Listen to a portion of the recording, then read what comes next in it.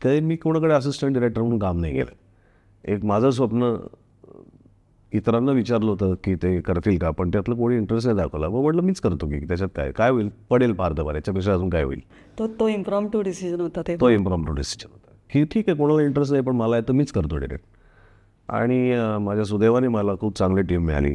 आणि माझ्या या प्रश्नावर कोणी हसलं नाही किंवा कोणी मला असं दाखवून नाही दिलं की किती अज्ञानी असतो आणि तू काय डिरेक्टर म्हणून इकडे आला आहेस किंवा तुला काय माहिती नाही तू काय मला. आणि मग कधी कधी लोक तुमच्या या अवस्थेचा गैरफायदा घेतात, तुम्हाला चुकीचा मार्ग दाखवतात, रस्ता दाखवतात आणि तुम्हाला असं वाटतं तेच खरं आहे आणि तुम्ही त्याच्यात फसत जाता. माझ्या सुदैवाने मला टीम अशी मिळाली की ज्यांनी ना माझ्यावरती कधी हसले, ना मला त्यांनी हे जाणून दिलं की माझं पहिलं दिग्दर्शन आहे, ना मला त्यांनी त्यांचं या क्षेत्रातलं काम किती आहे याची जाणीव मला करून दिली.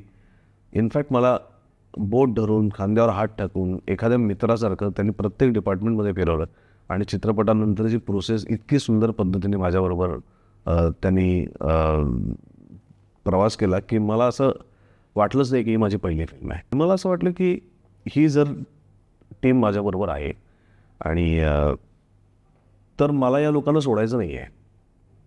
मला काही ना काहीतरी करत राहायला पाहिजे की जेणेकरून मी याच माणसांबरोबर परत परत काम करत राहीन.